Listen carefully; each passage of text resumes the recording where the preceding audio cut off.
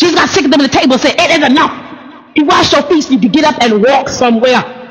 He said, you're moving while you should be shaking, and shaking while you should be moving. And the problem is, you are moving and shaking all at the wrong times, because he's waiting for you to get to the point where you can shake the dust and keep going like the apostles did. Things happened. James died. They kept going. Peter died. They kept going. Paul died. They kept going. I'm not Paul poured himself out like a drink offering and said, I'm getting myself ready for my burial. That woman came and anointed Jesus. Paul anointed himself and then poured himself out. She poured her oil on top of Jesus. He said, I ain't waiting for nobody. I'm going to pour myself out. I'm not waiting for nobody to come to me. I'm going to pour myself out. Send John Mark, Demas, and I don't like that name. I don't know why. This don't sit right with me. Not to me. He said, John Mark has been good for me in ministry. I'm going to pour myself out. A whole bunch of names up there, didn't he? I'm going to pour myself out. You can't pour yourself out because you're too busy filling up. You're fat in the spirit and you haven't given anything up. Fill my cup, Lord. I lift it up, Lord. You sing and fill my cup, but you are not holding the cup up so that he can fill it. Because you know that if he fills it, the possibility still lies that you will have to pour it out on the ground. God, I don't know if somebody Haman's going to get this message. I don't know if somebody Ice is going to get this message. So what if they do? At the end of the day, you want the message to get out. I hope somebody Haman see this message. Come here, Haman is. Come here, Isis is. Come here. I thought y'all was dead. Y'all still alive? They had to rename it. Don't get mad at them. BLM did it, didn't they? They renamed themselves BLM after Black Panthers died. BLM, it does not matter. That did not matter. Movements don't move. They're not meant to move, but you call yourself a movement thinking that'll give you movement, right? But movements are never meant to move because they're not moving and shaking. What they're doing is just naming themselves. Movement. This is a movement extravaganza. I'll tell you this much, some Hamases, ISIS ain't going nowhere. Why? Because they're the wild donkeys that the Bible talks about. You're dealing with a wild donkey. A donkey is wild anyway. Why did the angel say he's going to be a wild donkey? Ask your big daddy, your big brother, Abraham. Abraham. That's my PSA for Abraham. You know why they're not going nowhere? Because by Sarah, Abraham with McKellen. Everything you do matters. That don't matter, Jamie. That's just us saying my truth. You think that don't matter? Ask people that are over there dying for the truth. Your mouth doesn't matter. It doesn't matter. It doesn't matter. The problem is you're basing your value off of what you do with your hands. God just said it. He said, Jamie, they're placing the value on what they do with their hands and not with their mouth. They're placing the value on what they can pull in with their hands. I worked for this money. I did this with this money. Get money. You're trying to get money. How you get money? Not with your mouth. Most of us. With your hands. With what you could do. What you could produce. But fruit is not produced in the scripture, in the word, with hands. It comes out of your mouth. Out of your abundance of the heart, the mouth speaks. Let the words of my mouth and the meditation of my heart be acceptable when I say, oh Lord, my strength and my redeemer, because of your faith. But if you have faith, we skip from the Old Testament to New, right? The size of mustard seed, you will say this mountain be thou removed the cast to the sea, and nothing will be impossible for you. Out of your mouth. See, out of your belly flows rivers of living water, but living water will get stuck at your heart. It does not have your mouth to release it. Out of your mouth. If you want it, say it. Let me say it one more time. Black lives matter. BLM does not matter. That does not matter. Black lives matter. That does not matter. That does not matter. 232 Potomac Street. That does not matter. That does not matter. Security cameras don't matter. That does not matter. That did not matter. That's it. Your stuff got ripped, and the bag got ripped up. Not ripped up completely, but got ripped into. Because it was tied, we knotted it. We wanted to secure it so I could carry it home, not to keep it from anybody.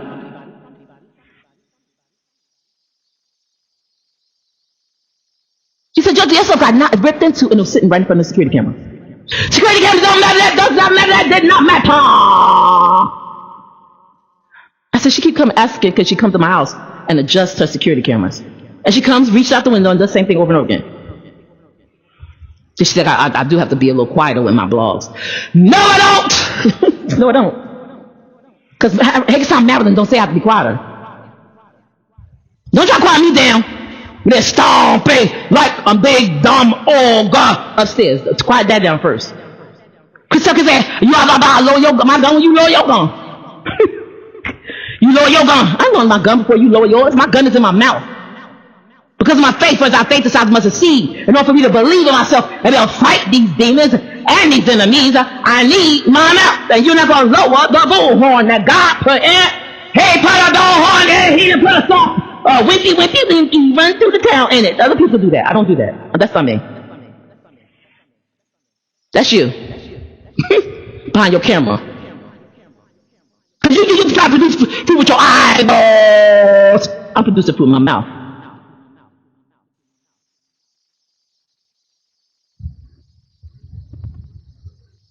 So let's get a word for everybody. Johnny, Lindsay, Casey, Pastor Tim, Hamus, Isis. I named them twice because they stupid. I think they need to hear it. They need their name and confirmations, right? Who else? How bunch of people been this blog this morning? Oh, y'all. Anybody got named so far? Elijah? I named Elijah. He been in this. I'm gonna give you something. Better than that, I'm gonna ask you a question. Cause I was just thinking. I was going through my head, scrolling through. Like y'all scroll through social media. I scroll through my head. And I'm not scroll through something. I'm scroll through something of me. I said, I want to watch something. I want to watch that. He said, why would you? They're not watching you. Done. You're not watching me, so why am I going to watch you? Okay, so my question is, what happens when my faith makes a plan? Done. And not really. Because the question ain't finished, but I can stop there and just punch a couple walls in the spirit. But God,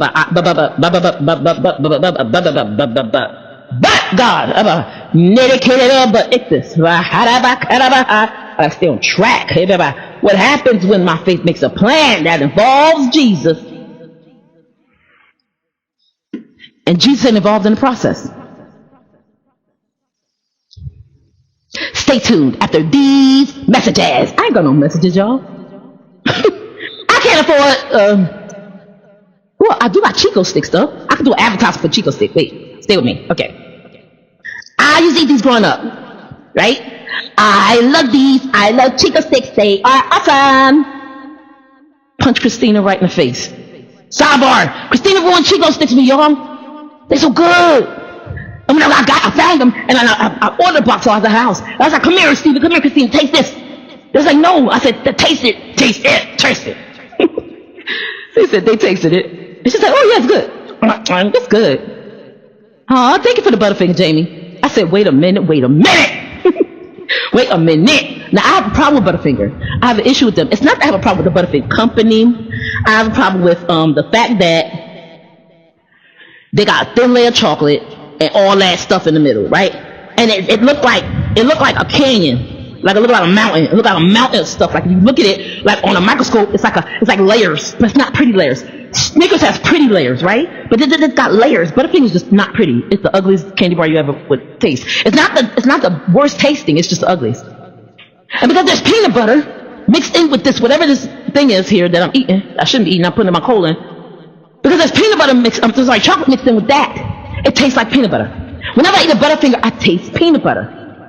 But supposedly there's no peanut butter in it. Well, Christina ate it. She said, thank you, Jamie. This is a good Butterfinger. I said, it's not a Butterfinger. She said, Jamie, this is Butterfinger. I said, why you a dream crusher, Christina. You are a dream crusher. What are you doing? This is not a Butterfinger. She said, Jamie, it's Butterfinger. Christina hates dreams and she wants to crush them. that's my PSA. Christina hates dreams. She does. I grew up on Chico sticks. So they was real small, right? There's like the candy store, the penny candy store to go get them, right? Crystal just always so Crystal. She would eat peppermints. What is wrong with you? You're not 80, I think. But I think she was 80 when she was born. But anyway, she would eat peppermints on purpose. I would ask that, but it's like you want to. It's not for punishment. Peppermints are punishment. But anyway, let's leave that alone. Peppermints are meant for punishment. They are. Get a jar of peppermints for your kids. Get jar of peppermints. And when some of the kids do right and someone do wrong, don't exile some of the kids to the room and say you can't have no dinner or no dessert like Lois would do with us. Stay in the dark and die. Like you didn't take the garbage out. Just die. Like she exile us while everybody else was having fun. And I would hear her say, cheer louder, have fun. Because she wanted us to hear from the room what everybody was doing. Well, don't do that. Give everybody cake, pie, whatever you're going to get them, right? Fun, give them fun. And give the other kid liver and onions. And you give them dessert, right? Give everybody dessert and get the other kid a peppermint. They will straighten up and fly, right? Why? Why is it important to do that? Because you don't have to say, cheer louder, have some more fun. No, you don't have to do that. Have them out with the cheering. And don't let them cheer. My first grade teacher, Miss Fromini, I'm telling you, I remember names and I remember people, but I don't remember everything because I was always in my own head a lot. That's why Lois hated me, because I was still happy even when she beat me. So I was always in my own head a lot. So my first grade teacher, she was absent one day. Mr. Skoski from next door, we had sub, but Mr. Skoski from next door was watching us. I don't remember anything about the sub. But I know Mr. Skoski was her best friend. And when I walked out of the room, Mr. Skoski caught me chewing gum. And she said, I'm going to tell Miss Fromini. Yeah, we're best friends. When I remember when they looked at me, they always had a frown. Always. Miss Fromini came back and she said, Janie, Mr. Skoski told me that you were chewing gum. You are not going to participate in the Christmas party. So I was forced to sit up under the desk. She didn't kick me out of the Christmas party. She didn't kick me out of the room. I sat up under her desk. And it was one of those metal desks that had like the metal cover in the front of it. Where if you wanted to see anything, you had to put your eyeballs head on the floor to look at it. And what she did was she took like 2 pretzels, 2 something else, and then slid it up in the hole. And she didn't know anything about me. Everything she put on that plate, I did not like. I don't like salty things. I like sweet things. So while they're all cheering and playing, yay, have fun, yay, give gifts. Nobody was allowed to give me a gift. Nobody was allowed to take a gift from me. I was not allowed to get food from anybody or candy. I couldn't have any candy or cookies or anything like that. I would get anything I needed, and I would go out a snack, and that was from her. I don't chew gum much now. The desire is not there. It's not about that. It's just first of all, I don't really like it. But secondly, I remember that. If you're having a party, let them see the party. Jesus is not going to keep them from knowing about the party of the bridegroom. Because what you don't realize is there's 2 stories going on here. We're going to go back to where I was heading. But there's 2 stories going on with the bridegroom. In the back house, in the back of the house, you got to look at the story from all angles. If you look at the parable where the people were invited to come to the party, the wedding of the son. And someone said, I got to bury a horse, I got to do this, I got to do that. And he said, forget it. Invite everybody. Go to the hedges and highways and bring them all in. So people was coming in without clothes. They was getting clothes, right? Everybody was getting clothes. That everybody could come to a party that wanted to come. Why? Because you didn't. You lost your seat. That's front of the house.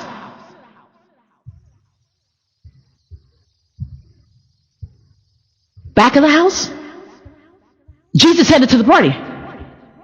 And he's headed to the exact same party, it's my belief. Number 1 and 2 parables are right next to each other. And I mean next to each other. One of them the parable can lick his hand and rub the other parable's ear. It's that close. You give him a wet willy. That parable, you get another parable, a wet willy, and then trip him. They that close in the Bible. In the Bible. Ask the Bible. It's going to tell you. So, they're that close. But number 2, they describe the same instance. He's just telling you in the first parable about what happens in the front of the house, and he's telling you in the second instance what happens in the back of the house. The son becomes the bridegroom, right? Those that sit down at the table around the bridegroom are the bride. See, here's the thing: the 5 wise virgins have to be the bride and the groom's bridal party. 5 wise virgins. Does it say it's male? Does it say it's female? I said, God, why is he a bridegroom? He says, because he's a groom for every bride. He's a groom for every bride, and he's a bride for every groom. We think we need something specific. God said, if you're a groom looking for a bride, he's that. And if you're a bride looking for a groom, he's that. We assign gender neutralities right to the giftings and the calling of the Spirit. Jesus is a man. But my gift, faith, has no gender. It's a me from a woman, and it's a me from a man. You get it now? Some people got confused when I said that. I'm like, oh, are you still so dense? But I can't say it like that because I sound like I'm acting like Jesus. And I don't hurt their feelings like as if I'm Jesus. But you're still so dense. So, even whether I'm worshiping Jesus or I'm not worshiping Jesus, you still dense. Don't make it about me. You're dumb. Focus on that. The groom for every bride and a bride for every groom. Pastor Keith Secker has never been married. And he's what, 73? Jesus is the bridegroom, isn't he? You're okay with saying, I'll be with the bridegroom, but you don't understand how he'll be that bride? Because you're a groom? Is your gender going to change? His doesn't change either, but it's the sensitivities and the loving side of him, right? He can love you to fill that spot where you think that a wife would. If he's called you to be single, he will be that single solution to everything that you need. At the same time, he could be that to me. If he did not, if he could not, then I would take him from you, or you would take him from me. Because he will only be one gender. I said, Holy Spirit, I can't dig with that because the bridegroom will be one or the other. He said, no, it's not. It's both. Bridegroom.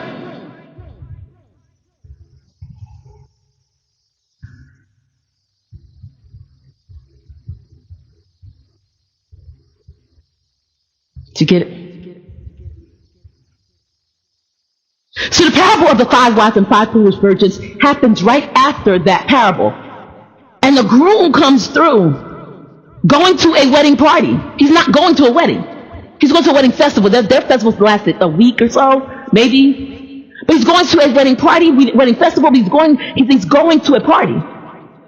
If this story is right next to that one, what party do you think he's going to? And if the king calls for people to come, they don't want to come, so he invites everybody from hedges and highways to come for his son, who is arriving. But we do not hear speaking at the preparation time of the party. We hear the king telling the servant, go get everybody. He said, go send these invitations. The servant came back and said, they don't want it. He said, go get everybody there. Where's the son? The son ain't there, and it's his wedding. Obviously, he's out preparing. He's out preparing. So as he's headed back to his party, the main party, he passes by where the five wise and the 5 foolish virgins are. That's why we ought to always watch as well as we pray. Don't get it twisted. The 5 foolish virgins ends up with weeping and gnashing of teeth. Do not be a Carlton Pearson, and because you don't like the way the word works, right? You don't like the way the word works, you'll talk about there's no hell. Don't do that. Get straight, Carlton Pearson. Get straight. I'm being nice to Cruz. I'm being gentle. Because the thing is, if it doesn't get set, it doesn't get straight, right? You're going to end up in the very hell that he is denying. If you tell me there's no hell, then where did Jesus go before he went to prepare me a place? If you say there's no heaven, then where is the place that he's preparing for me? Where's God's throne? The Bible says that God is in heaven, right? Heaven is throne and earth is his footstool. So what are you talking about? If nobody straightened you out about a Carlton, come see me. We'll talk about it. I ain't scared about talking about the word of God, are you? Some of you are. So anyway,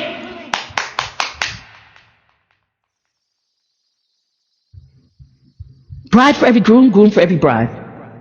Story is beautiful. It's lovely. Satan wants you to focus on the Haman is. Haman is. Might as well be. I don't care.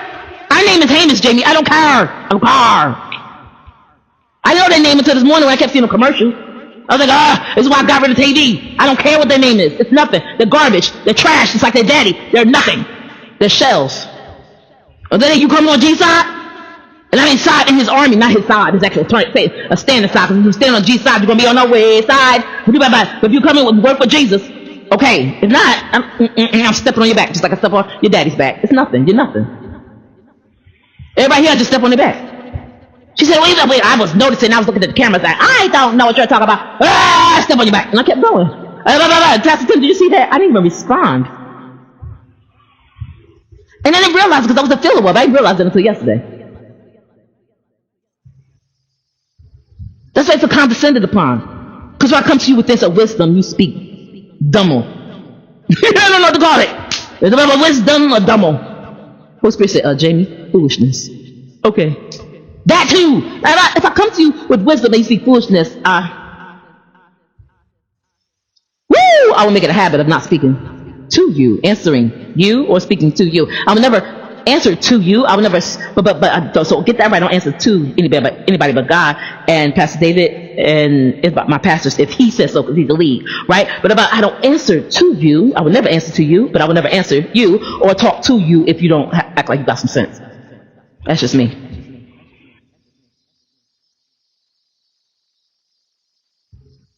I need to eat bread. I need a sandwich. And I just can't go with ham.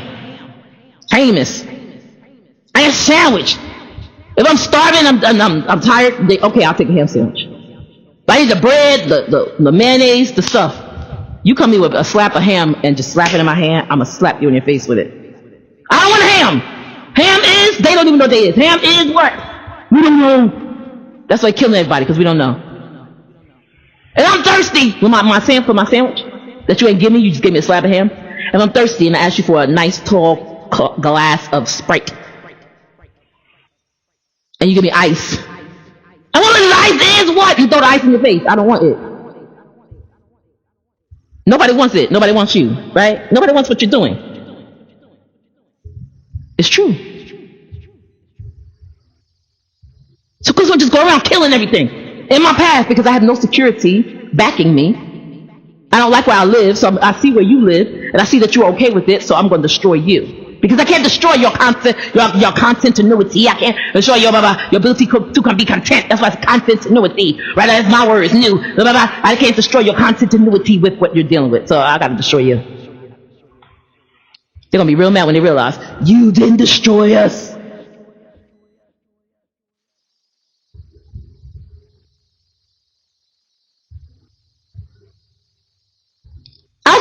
I was watching a little bit about Jim Elliott. You read upon it. I was watching a little bit. And while they were stabbing them, these missionaries, the people that they went to go see, they were trying to give them love and talk about Jesus. These 5 men. And while these people, they call them savages. We don't know it because it's Aka or Waka, right? It means savage. But they were acting like they were friends. And then the woman told them, she said, don't trust them because they killed my father. They're going to act like they're your friend, and that's just what they did. They act like they were their friend, and they came out with spear carriers or handlers. And just started killing them for no reason, just killing them. The savages. These are Wakas. Why the Hamises name themselves that? Wakas. Because the Wakas don't want it no more. The Wakas wanted to get rid of it. They didn't realize that means savage. The Wakas don't want it. So it might be up for grabs, Hamises. It might be up for grabs, ISIS, right? They might be up for grabs. You have a name or Wakas.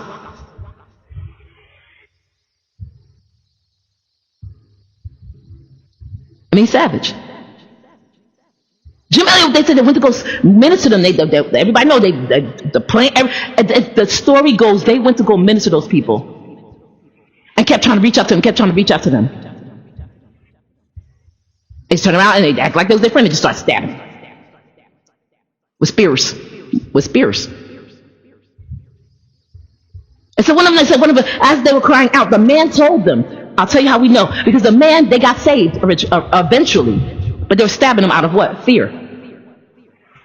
The man told them, said, as they were dying, they cried out, why are you killing us? They didn't say, why are you stabbing us? Jim Elliott, they said, why are you killing us?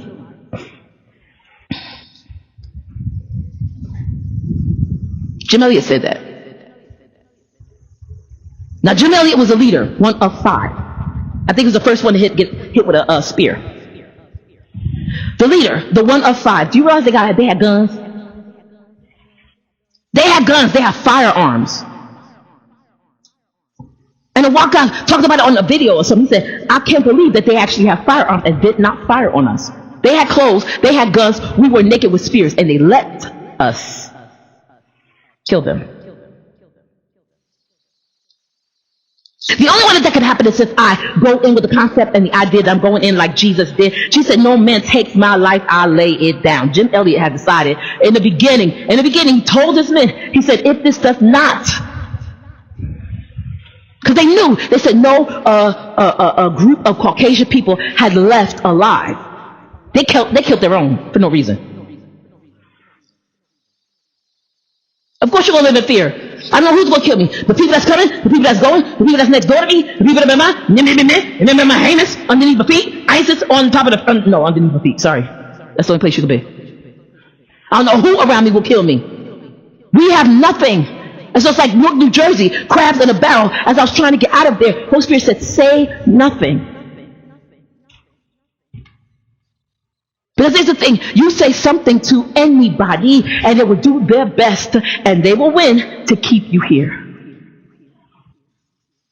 And this is not where I have for you to be. Say nothing. Leave. Blah, blah, blah. Leave. Right? Shut your mouth. Shut your words, Jamie. Shut them up. Shut your words. and turn on your feet. Click, click, click. Turn on your feet. Leave. You got a week.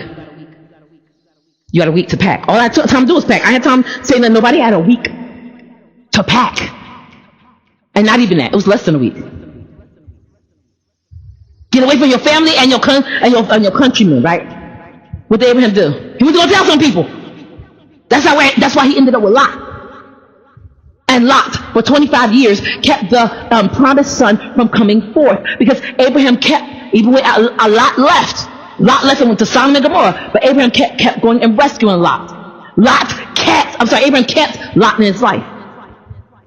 God wanted to bring forth somebody new in Abraham's life, but he couldn't do it while Lot was still in his life. Because Lot would have killed off the destiny and he would kill off the track of that son.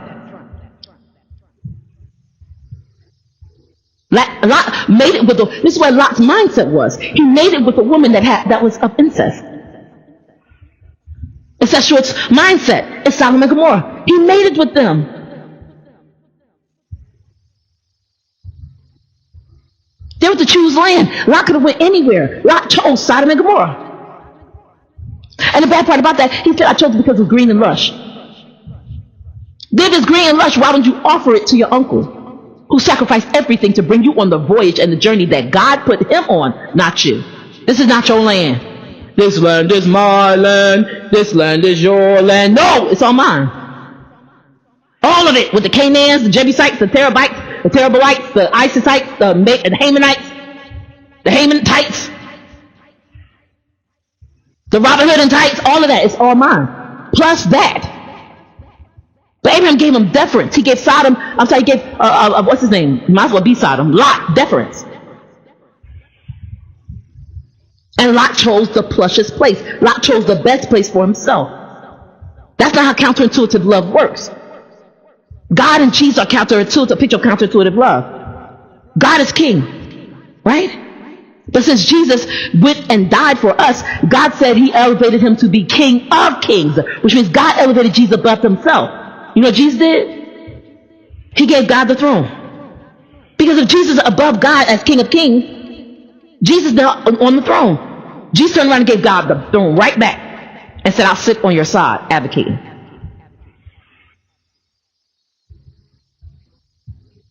He sits at the right hand of God. And so my contention is he does not sit at the same level as God. He doesn't have a chair like God's, like a throne like God's. That is now God's, but was given to Jesus because Jesus was King of Kings. He doesn't have a chair like God's. He sits beneath him. Why? Because it sits at this right hand. When you're a king, you put your elbows on top of the thing, and I see it, and you drape your hand over the front of the chair, over the front of the armrest. If somebody sits at your right hand, I said I wouldn't sit on Pastor David's leg and ride his leg. And ride his leg. That's what I said I wanted to do. Does that make me even with Pastor David? No. I'm on his leg. He better not let me do that. His foot shall surely die.